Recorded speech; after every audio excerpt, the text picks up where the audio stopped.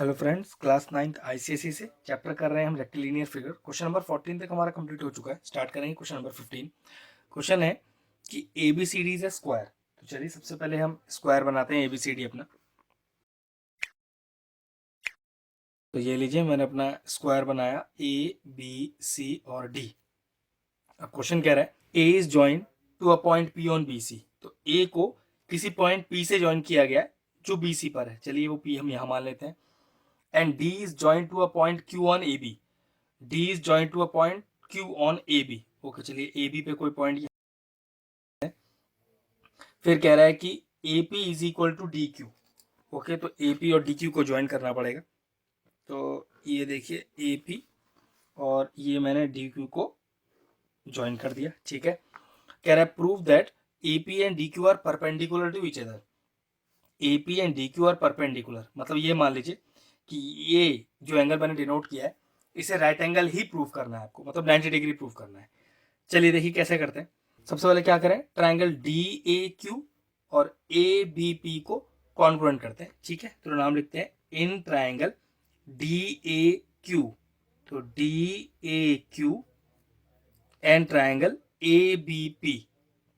ए B P, ठीक है। इन दोनों ट्राइंगल कॉन्ग्रुएंट करने के लिए हमें किसी तीन चीजों की जरूरत पड़ेगी जिससे कॉन्ग्रुएंट हो जाएगा।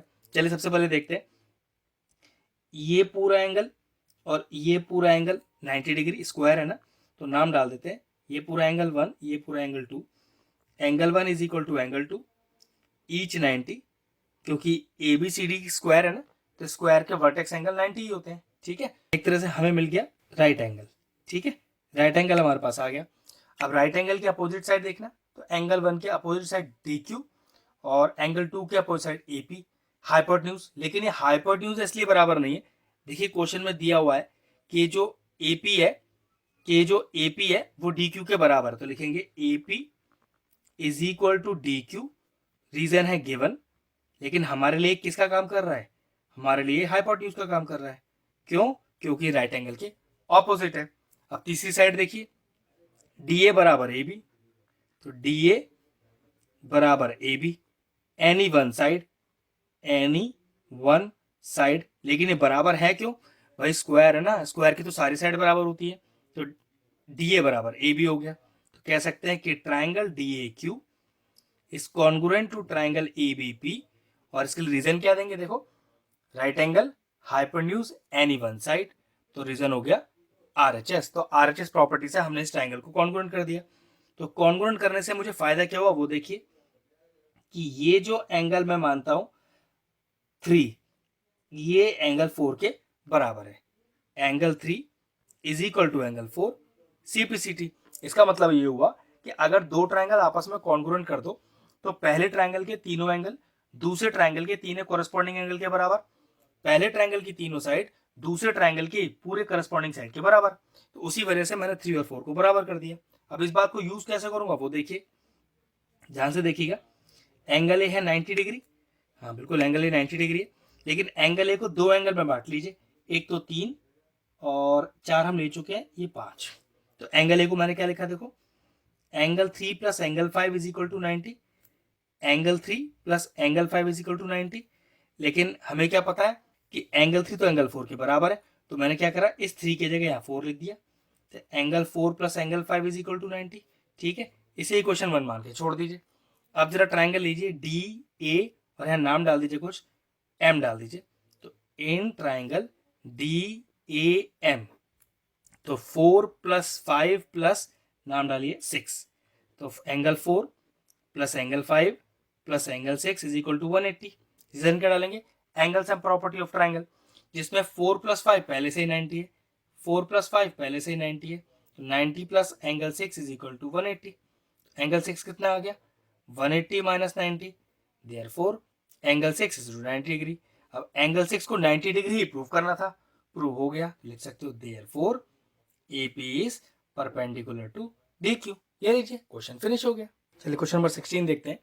कह रहा है कि if P and Q are the point of transection of the diagonal BD of the parallelogram ABCD, prove that C Q parallel AP. तो चलिए सबसे पहले एक पैरेललोग्राम बनाते हैं, तभी कुछ समझा पाएंगे क्या करना है।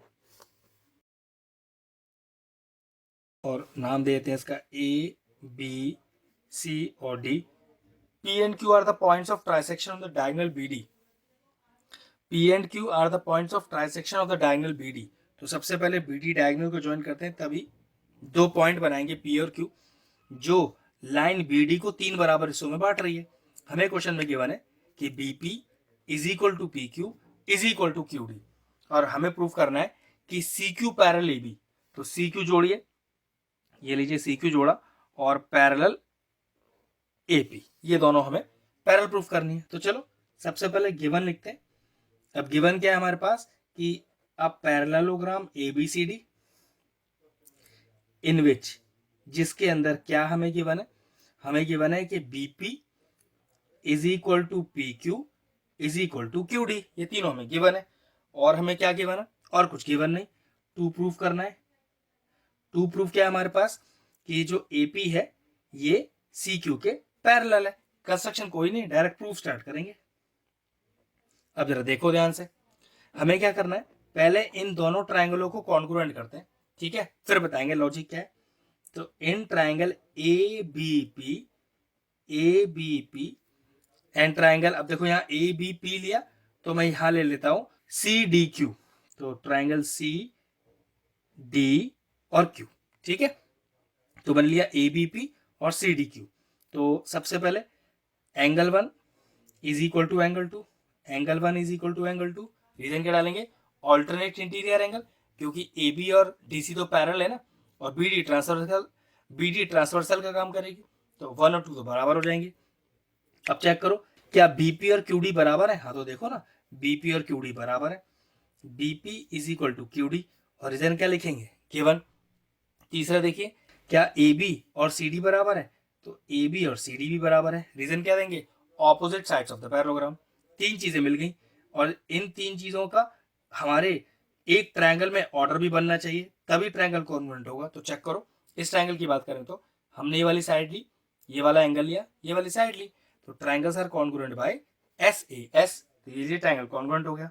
अब यहाँ से फायदा क्या हुआ, फायदा हुआ ये कि ये जो एंगल 3 है ये इस एंगल 4 के बराबर है, angle 3 is equal to angle 4। Reason क्या हो गया, सीपीसीटी, क्यों, दोनों ट्रायंगल कॉन्ग्रुएंट है ना, तो इस ट्रायंगल के सारे एंगल इस ट्रायंगल के सारे करस्पॉन्डिंग एंगल के बराबर, इस ट्रायंगल की सारी साइड इस ट्रायंगल के सारे करस्पॉन्डिंग साइड के बराबर। लेकिन हमें सिर्फ एक एंगल 3 और 4 से बात बन जाएगा। अब देखो उसका फायदा कैसे उठाएंगे, यहां मान लीजिए एक एंगल 5 और यहां मान लीजिए एक एंगल 6। अब जरा ध्यान से देखना, क्या angle 3 plus angle 5 180 degree, check करो 3 प्लस 5 180 लीनियर पेयर, हाँ बिल्कुल ठीक है, और इक्वेशन 1 मानिए इसको। क्या 6 प्लस 4 भी 180, तो 4 प्लस 6 हो गया 180, अब 4 प्लस 6 भी 180, रीजन क्या हो गया, रीजन इसका भी हो गया लीनियर पेयर। अब क्योंकि दोनों ही 180 डिग्री के बराबर है, तो क्या करें, इसे हम कर दें कंपेयर। तो कंपेयरिंग इक्वेशन 1 एंड 2, इससे फायदा क्या हुआ, 180 तो चला गया, और 3 plus 5 is equal to 4 plus 6 आमने सामने आ गया, तो 3 plus 5 is equal to 4 plus 6, ठीक है इतना। अब चेक करो क्या 3 और 4 बराबर है, 3 और 4 बराबर है, तो पक्की बात है कैंसिल आउट हो गए, और हमारे पास बचा क्या, हमारे पास बचा 5 बराबर 6। लेकिन ये 5 बराबर 6 कैसे एंगल बन रहे हैं, ये बन रहे हैं ऑल्टरनेट, ध्यान से समझिएगा, ऑल्टरनेट इंटीरियर एंगल। और ऑल्टरनेट इंटीरियर एंगल बनते क्या है, जब लाइंस कैसी होती हैं, पैरेलल। हेंस हमें क्या प्रूव हो गया कि जो एपी है वो पैरेलल हो गया क्यूसी के। आप समझो ना कि अगर ये एपी और क्यूसी पैरेलल होता और ये ट्रांसवर्सल होता तो 5 और 6 ऑल्टरनेट इंटीरियर ही तो होते। तो मैंने वाइस वर्सा यूज किया कि 5 और 6 को बराबर कर दिया और कह दिया कि ऑल्टरनेट इंटीरियर एंगल है, और अगर ये ऑल्टरनेट इंटीरियर एंगल बना रहे हैं तो ये बात पक्की है कि तो एपी और क्यूसी आपस में पैरेलल होंगे। ये लीजिए प्रूव हो गया, क्वेश्चन फिनिश हुआ। चलिए क्वेश्चन नंबर 18 स्टार्ट करते हैं। कह रहा है कि इन द पैरेललोग्राम एबीसीडी, तो चलिए एक पैरेललोग्राम पहले बना लेते हैं, ठीक है, जैसे जैसे फिर क्वेश्चन कहते जाएगा वैसे वैसे करते जाएंगे। तो ये लीजिए, ये बनाया मैंने पहले अपना पैरेललोग्राम, तो ये लीजिए पैरेललोग्राम बनाया ए बी सी और डी। फिर कह रहा है द बाइसेक्टर ऑफ एंगल ए, ठीक है, एंगल ए का बाइसेक्टर मीट करता है सी डी को ई पॉइंट पर, ये लीजिए। तो ये लीजिए एंगल ए का बाइसेक्टर, बाइसेक्टर का मतलब हमें पता चला कि 1 बराबर 2, जो कि ई पॉइंट पर टच करता है साइड सी डी पर। अब कह रहा है कि एक रिलेशन और है कि A B is equal to twice of A D, ठीक है। फिर प्रूव करके दिखाना है कि B bisect angle B. Okay, B line है जो मुझे ड्रॉ करनी पड़ेगी जो एंगल बी को बाइसेक्ट कर रहा है। चलो, एक तो ये प्रूव करना है क्या कि 3 इज इक्वल टू 4, ये प्रूव करना है। और ए ई डी 90, ये एंगल 5 को 90 प्रूव करना है। मतलब हमें प्रूव करना है 3 बराबर 4 और एंगल 5 बराबर 90। चलो स्टार्ट करते हैं फिर, ठीक है। सबसे पहले क्या करें, ये कुछ एंगल मान लेते हैं। यहाँ पर हम एंगल 6 मान लेता हूँ, ठीक है। अब स्टार्ट कैसे करें वो देखिए ध्यान से। क्या एंगल 2 और एंगल 6 आपस में बराबर है? ध्यान से देखिए, angle 6 is equal to angle 2, हाँ बिल्कुल बराबर है। ऑल्टरनेट इंटीरियर एंगल रीजन डाल दीजिए। लेकिन एंगल 2 तो एंगल 1 के बराबर है, तो ये लीजिए angle 1 is equal to angle 2। क्यों? गिवन है ना कि A is the bisector of angle A, तो angle 1 is equal to angle 2 तो आपको मान लीजिए क्वेश्चन में गिवन है। तो अब इन दोनों कंपेयर कीजिए। अब एंगल 2 के बराबर 6 भी है, एंगल 2 के बराबर 1 भी है, तो कंपेयर करने पे क्या होगा, 2 2 चला जाएगा और 6 इज इक्वल टू 1 आ जाएगा, ठीक। अब एंगल 6 के अपोजिट साइड ए डी और एंगल 1 के अपोजिट साइड डी। किसी एक ट्रायंगल में अगर दो एंगल आपस में बराबर है तो उनके अपोजिट साइड आपस में बराबर होती है। मान लीजिए अगर दो साइड आपस में बराबर हो तो उनके अपोजिट एंगल आपस में बराबर होते हैं। यहाँ हमें दो एंगल बराबर आ गए तो हमने उनके अपोजिट साइड बराबर कर ली। और रीजन क्या डालेंगे, side opposite to equal angles are equal, ठीक है। तो ए डी बराबर डी आ गया, ए डी बराबर डी। लेकिन देखो एक रिलेशन दिया हुआ है, ये जो ए बी है ट्वाइस ऑफ ए डी है, तो मैं यहाँ क्या लिख दूं, A D is equal to half A B, ठीक है। भाई देखो ना, आपको दिया है A B is equal to twice of A D, तो 2 को नीचे ले आइए, तो हाफ ए बी बराबर क्या आ गया, ए डी। तो जहां ए डी लिखा है वहां हाफ ए बी लिख देता हूं।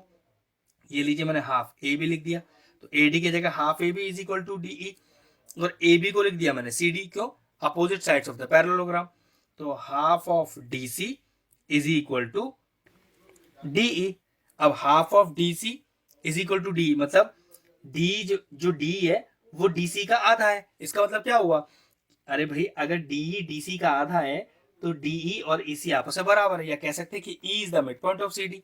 तो यहां से क्या पता चला कि जो डी है वो ई सी के बराबर है, ठीक है। अब जरा ध्यान से देखना, ये जो एडी थी, ध्यान से देखिएगा, ये जो एडी थी वो डी के बराबर, ठीक है। वो देखो हमने यहाँ प्रूव की थी ना, ये रही।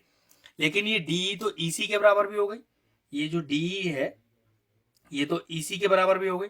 फिर देखो कंपेयर कर सकते हो, डी ए डी के बराबर भी है, डी सी ई सी के बराबर भी है, तो कंपेयरिंग करने पे क्या हो, ये तो चला जाएगा और ये आमने सामने आ जाएंगे। तो क्या पता चला, A D is equal to E C, A D is equal to E C, ठीक है। लेकिन ए डी तो सी बी के बराबर है, लेकिन ए डी किसके बराबर है, सी बी के, क्यों, opposite sides of the parallelogram.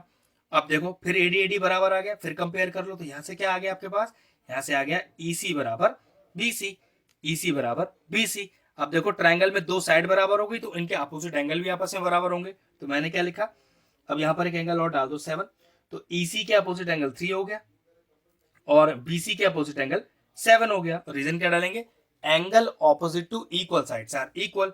3 बराबर 7, लेकिन देखो 7 बराबर 4, जो 4 है वो 7 के बराबर है, क्यों, ऑल्टरनेट इंटीरियर एंगल, जैसे यहाँ पर 6 बराबर 5 था ऐसे 7 बराबर 4 है। अब देखो इन्हें फिर कंपेयर करो आपस में, तो एंगल 7 एंगल 7, एंगल 7 3 के बराबर भी है, एंगल 7 4 के बराबर भी है। कंपेयर करने पे 7 चला जाएगा दोनों साइड से और क्या बचेगा, 3 बराबर 4। और 3 बराबर 4 देखो हमें प्रूव करना था, तो 3 बराबर 4 ये प्रूव करता है कि जो बीई है वो एंगल बी को बाइसेक्ट करती है। ये लीजिए पहला पार्ट प्रूव हो गया। अब एंगल 5 को 90 कैसे करें, जरा ध्यान से देखो, क्या ए डी और बी सी पैरेलल है, हाँ बिल्कुल पैरेललोग्राम है ना। तो angle A plus angle B, angle A plus angle B का सम कितना होगा, 180 डिग्री। लेकिन देखो एंगल ए में 1 और 2 बराबर, एंगल बी में 3 और 4 बराबर, तो कह सकते हैं अगर बराबर है तो half of angle A plus half of angle B is equal to 180 का हाफ। तो यहाँ पर भी 180 का हाफ करना पड़ेगा। तीनों साइड ये समझ लीजिए कि मैंने हाफ से मल्टीप्लाई कर दिया। अब एंगल ए का आधा, एंगल ए का आधा ले लेते हैं हम यहाँ पर 2, एंगल बी का आधा, एंगल बी का आधा ले लेते हैं 4 और 180 का आधा 90। तो एक रिलेशन आ गया कि 2 + 4 90, 2 + 4 90। अब जरा ट्राइंगल लीजिए A E B, in triangle A E B, और इसमें एंगल सम प्रॉपर्टी लगाइए कि 2 + 5 + 4 कि angle 2 + angle 4 + angle 5 is equal to 180 degree. Reason क्या डालेंगे, angle sum property of triangle, जिसमें 2 + 4 90 है, 2 + 4 90 है, तो 90 plus angle 5 is equal to 180। यहाँ से क्या मतलब से पता चला, एंगल 5 इज इक्वल टू, इस 90 को उधर लेके जाइए, 180 minus 90 which is equal to 90। क्या प्रूफ करना था, क्या प्रूफ करना था, एंगल 5 90, एंगल 5 90, और क्या प्रूफ करना, 3 बराबर 4, वही प्रूफ हो गया। ये लीजिए क्वेश्चन फिनिश हो गया। चलिए क्वेश्चन नंबर 20 स्टार्ट करते हैं। कह रहा है कि A B C D is a square. तो चलिए एक स्क्वायर बनाते हैं पहले, फिर देखते हैं आगे क्या करना है। तो ये लीजिए ए बी सी डी एक स्क्वायर हमारा तैयार। कह रहा है कि डायगोनल्स इंटरसेक्ट एट ओ। चलिए दोनों डायगोनल्स को इंटरसेक्ट कराइए ओ पॉइंट पर। ये लीजिए, ठीक है, ओ पॉइंट पे दोनों डायगोनल इंटरसेक्ट हो गए। अब कह रहा है कि if a point, if P is a point on A B, तो चलो यहाँ पर कोई पॉइंट पी ले लेते हैं ए बी पर, सच दैट ए ओ बराबर ए पी, ए ओ बराबर ए पी, ए ओ और ए पी बराबर है। ओके चलिए ये लीजिए ए और ए पी बराबर कर दिया मैंने। अब प्रूफ करना है कि thrice of P O B, P O B, okay मतलब मुझे ज्वाइन करना पड़ेगा और इसका एंगल का नाम डाल लेते हैं, यहाँ 1 डाल लेते हैं। तो प्रूफ करना है thrice of P, thrice of P O B मतलब 2 प्रूफ करना है मुझे। Thrice of angle 1 is equal to A O P, A O P, इसको 2 डाल देता हूं, इज इक्वल टू एंगल 2। ठीक है, तो मुझे प्रूफ करना है कि thrice of angle 1 is equal to angle 2। चलिए कैसे स्टार्ट करते हैं वो देखते हैं। ये लेते हैं एंगल 3 और ये लेते हैं एंगल 4। अब ध्यान से देखना, एबीसीडी एक स्क्वायर है, तो ये एंगल ए जो पूरा कैसा हो गया 90 डिग्री। तो मैं कह सकता हूं कि एंगल ए जो है वो पूरा 90 डिग्री है। लेकिन जो ए सी है वो डायगनल है, तो डायगनल जो स्क्वायर का होता है वो एंगल का बाइसेक्टर होता है। तो आप लिख सकते हो half of angle A is equal to half of angle 90। अब हाफ ऑफ एंगल ए हो गया आपके लिए 3 और 90 का आधा हो गया 45। तो यहाँ से एंगल 3 का वैल्यू कितना आ गया, एंगल 3 का वैल्यू आ गया 45। लेकिन चेक करो क्या ए ओ और ए पी बराबर है, A O is equal to A P. हाँ जी बिल्कुल, क्वेश्चन में ही गिवन है कि ए ओ ए पी बराबर है। तो किसी ट्रायंगल में अगर दो साइड बराबर हो तो उनके अपोजिट एंगल्स ही बराबर होते हैं। तो ए ओ के अपोजिट 4 और ए पी के अपोजिट 2। तो हमें क्या पता चला कि angle 4 is equal to angle 2, और रीजन क्या डालेंगे, angle opposite to equal sides are equal. अब देखिए जरा ट्रायंगल लीजिए A O P, in triangle A O P, ठीक है, इस ए ओ पी में angle 3 plus angle 2 plus angle 4 is equal to 180। Angle 3 plus angle 2 plus angle 4 180। Reason क्या डालेंगे, angle sum property of triangle. Angle 3 हमें पता है 45 degree, angle 2 और एंगल 4 बराबर अभी प्रूफ किया, तो मैं दोनों का ही एंगल 2 लिख देता हूं। तो 2 को भी 2 लिखा और 4 को भी 2 लिखा, इज इक्वल टू 180। तो हो गया twice of angle 2 is equal to 180 minus 45, ये हो गया 135। तो twice of angle 2 is equal to 135, और यहाँ से रिलेशन आ गया कि जो एंगल 2 है वो है 135 बाई 2 डिग्री। ठीक है, एक रिलेशन आ गया कि एंगल 2 135 बाई 2 है। अब स्क्वायर के जो डायगोनल्स होते हैं वो राइट एंगल पर बाइसेक्ट करते हैं, मतलब ये पूरा एंगल 90 डिग्री है। ये पूरा एंगल क्या, दो एंगल मिलकर बना रहा है 1 और 2। तो कह सकते हैं कि 1 प्लस 2 इज इक्वल टू 90, जिसमें से 2 की वैल्यू पता है, पुट कीजिए। तो angle 1 plus 135 upon 2 is equal to 90, ये इधर चला जाएगा। तो angle 1 is equal to 90 minus 135 upon 2। तो एंगल 1 कितना आएगा 180 माइनस का 135 अपॉन 2, और ये आ गया आपके पास 45 अपॉन 2। तो एंगल 1 का वैल्यू आया 45 डिग्री अपॉन 2। अब चेक करो हमें प्रूफ क्या करना था, thrice of angle 1 is equal to angle 2। चलो एलएचएस लेते हैं। तो थ्राइस ऑफ एंगल 1, तो थ्राइस ऑफ एंगल 1, और एंगल 1 कितना है 45 अपॉन 2। चेक करो कितना आएगा, 3 इंटू 45 इज 135 अपॉन 2, और 135 अपॉन 2 किसके बराबर होना चाहिए, एंगल 2 के। एंगल 2 कितना है 135 अपॉन 2, ये लीजिए, तो ये एंगल 2 के बराबर हो गया। तो लिखेंगे since LHS is equal to RHS, hence proof. मैंने क्या किया, एंगल 1 और एंगल 2 की वैल्यू अलग से निकाल ली, फिर अपने एलएचएस में थ्राइस एंगल 1 में एंगल 1 का वैल्यू डाल दिया, जो कि बिल्कुल बराबर आ रहा है एंगल 2 के, कितनी 135 बाई 2। तो ये लीजिए प्रूव हो गया कि thrice of angle 1 is equal to angle 2। ये लीजिए क्वेश्चन फिनिश हुआ। चलिए क्वेश्चन नंबर 21 करते हैं।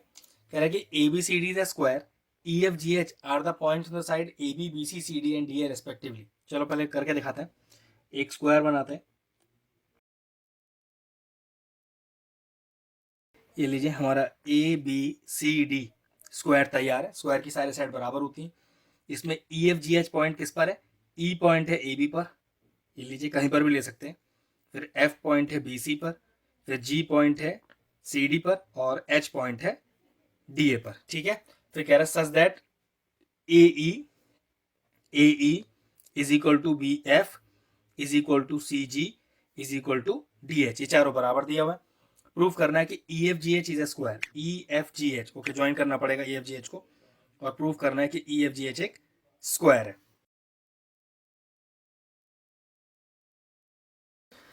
तो ये लीजिए ई एफ जी एच एक स्क्वायर प्रूफ करना है। अब हमें क्वेश्चन में क्या दिया वो देखिए।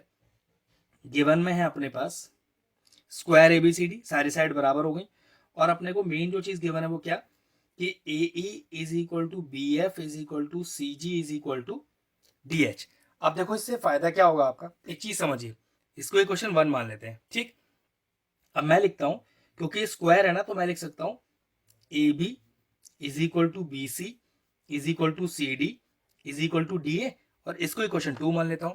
और मैं क्या करता हूं, इक्वेशन 2 में से इक्वेशन 1 को माइनस करता हूं। देखो क्या मतलब, कि ए बी में से माइनस होगा ए ई, इसी तरह से बी सी में से माइनस होगा बी एफ, इसी तरह से सी डी में से माइनस होगा सी जी।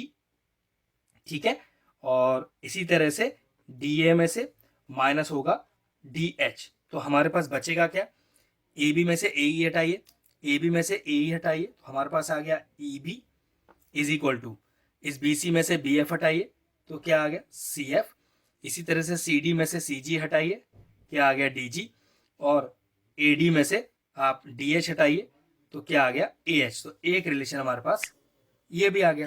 अब देखो मुझे क्या करना है, इस ट्राइंगल को और इस ट्राइंगल को कॉन्ग्रुएंट करना है।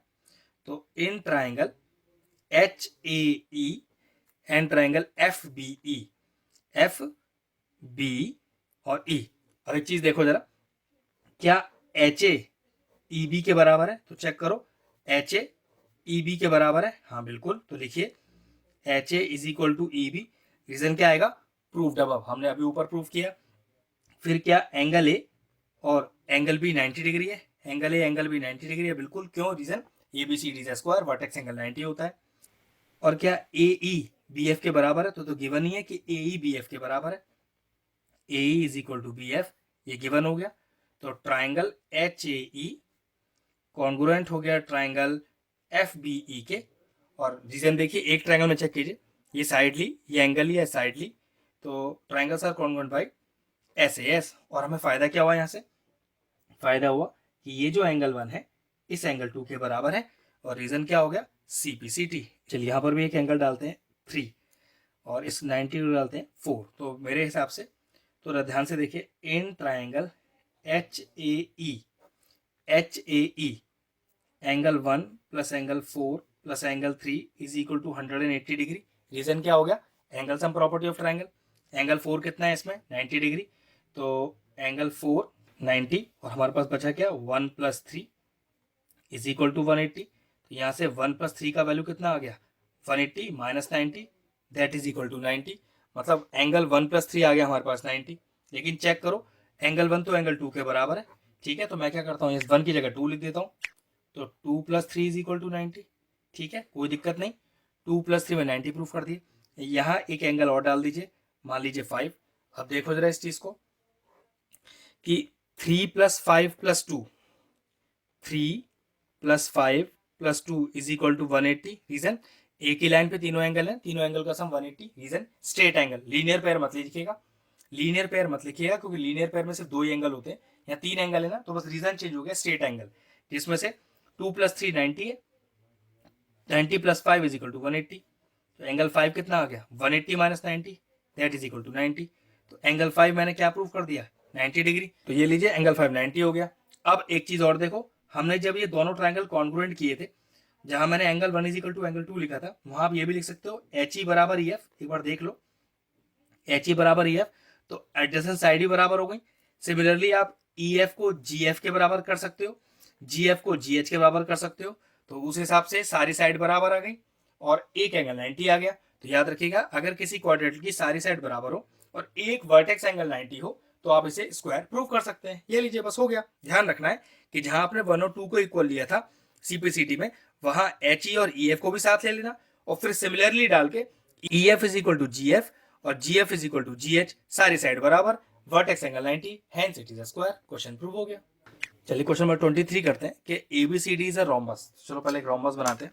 रोम्बस है क्वाड्रिलेटरल ही है, ठीक है। तो देखिए A B C D is a rhombus in which angle A is 60 degree. ये एंगल ए इसका कैसा है? 60 डिग्री। और रेशियो निकालना है एसी और बीडी का, मतलब इसके डायगोनल्स का रेशियो निकालना है। तो डायगोनल को भी ज्वाइन करना पड़ेगा। तो ये लीजिए एसी और ये मेरा हो गया इधर बीडी, ठीक है। अब जरा ध्यान से देखना। अब क्योंकि रोम्बस है ना तो सारी साइड बराबर होती है, तो हम ये भी कह सकते हैं कि ए बी बराबर ए डी। ध्यान से देखिएगा, ए बी बराबर ए डी। अब एक ट्राइंगल में दो साइड बराबर तो उनके अपोजिट एंगल भी आपस में बराबर होंगे। तो ए बी के अपोजिट एंगल, इसे मान लीजिए 1 मान लेता हूँ, और ए डी के अपोजिट एंगल एंगल 2। तो angle 1 is equal to angle 2। Reason क्या आएगा? Angle opposite equal sides are equal. अब जरा चेक करो कि डी ए बी ट्राइंगल में, in triangle D A B, ध्यान से देखिएगा, इसको एंगल 3 मान लेते हैं। 1 + 3 + 2, 1 + 3 + 2 is equal to 180। Reason angle sum property of triangle, जिसमें 1 और 2 दोनों बराबर है। तो 1 को भी 1 लिख दिया और 2 को भी 1 लिख दिया, और 3 हमें गिवन है 60 इज इक्वल टू 180। तो twice of angle 1 is equal to 120। 180 में 60 माइनस हो गया, तो एंगल 1 कितना आ गया? 120/2, 60 डिग्री। तो एंगल 1 भी 60, एंगल 1 एंगल 2 के बराबर है तो वो भी 60, और एंगल 3 भी 60। तो इससे पता चला कि A B D is an equilateral triangle. तो हमारा जो ए बी डी है वो इक्विलैटरल ट्राइंगल है। मैं लेट कर लेता हूँ कि all the sides A B is equal to B C is equal to C D is equal to D A, किसी लेटर ए के इक्वल मान लेता हूँ। तो क्या पता चला? ए बी भी ए डी भी ए। लेकिन प्रूफ किया है कि ए बी डी एक इक्वल ट्राइंगल है, तो उस हिसाब से बी डी भी ए हो गया। अब जरा ध्यान से देखो, बी डी भी ए हो गया, ठीक है। और जो रोम्बस होता है उसके डायगोनल बाइसेक्ट करते हैं। इसका मतलब बी ओ बराबर ओ डी, अगर मैं चाहूँ बी ओ बराबर ओ डी, तो वो क्या होगा? बी डी का आधा, बी डी ए है, तो ये हो जाएगा a/2। अब जरा ध्यान से देखो, ये राइट एंगल है ना, ये diagonal bisect each other at 90। तो ट्राइंगल लो A O B. In triangle A O B, तो ए ओ का स्क्वायर प्लस ओ बी का square equal to A B का स्क्वायर। ए ओ का स्क्वायर प्लस ओ बी का square is equal to A B का square. ये मैंने क्या लगाया? ये लगाया मैंने पाइथागोरस थ्योरम। अब ए ओ कितना? ए ओ मुझे पता नहीं, तो ए ओ को तो ए ओ रहने दो। बी ओ कितना? बी ओ कितना? तो बी ओ है a/2, तो a/2 का whole square is equal to A B, जिसको मैंने ए लिया हुआ है, का होल स्क्वायर। तो ए ओ का whole square is equal to A square, ये उधर जाके हो जाएगा a²/4। एलसीएम लीजिए, तो ए ओ स्क्वायर हो गया 4a² माइनस का a²/4, जो कि हो गया 3a²/4। स्क्वायर हटाइए, रूट लगेगा, तो A O is equal to √of 3a²/4, जो कि हो गया √3a/2। तो ए ओ का वैल्यू आ गया √3a/2। हमें ए सी का पूरा वैल्यू चाहिए, तो ए सी क्या है? ए ओ का दुगना। परपेंडिकुलर भाई डायगोनल बाइसेक्ट ईच अदर होते हैं ना, तो अगर हमारे पास ए ओ है और ए सी निकालना है तो ए ओ को दुगना कर दो। तो दुगना कर दीजिए, ये लीजिए, कर दिया मैंने दुगना 2 से मल्टीप्लाई करके। ये 2 से 2 कैंसिल हो गया, तो ए सी पहला डायगोनल आ गया आपके पास √3 है। बी डी, ये डायगोनल की वैल्यू हमारे पास पहले क्या थी? ए। बस हमें इन दोनों को रेशियो तो निकालना है, ए सी अपॉन बी डी, बाद में रेशियो कर देंगे। तो ए सी कितना है? √3a, और बी डी कितना है? ए से ए कट गया, तो ये आ गया √3/1। रेशियो कैसे आएगा? A C is to B D is equal to √3/1। ये लीजिए, आ गया इनका रेशियो, आ गया फाइनल आंसर। अगर हमारे व्यूअर्स को हमारे वीडियोस पसंद आ रहे हैं तो हमारे चैनल को सब्सक्राइब कर लें और साथ में लगे बेल आइकन को भी हिट कर दें। आपको अगर मैथ से जुड़ा कोई क्वेरी है किसी भी क्लास के लिए, तो वो आप मुझे व्हाट्सएप कर सकते हैं, जो नीचे नंबर आ रहा है। आपका जो सोल्यूशन है मैं जल्दी से जल्दी देने का कोशिश करूंगा।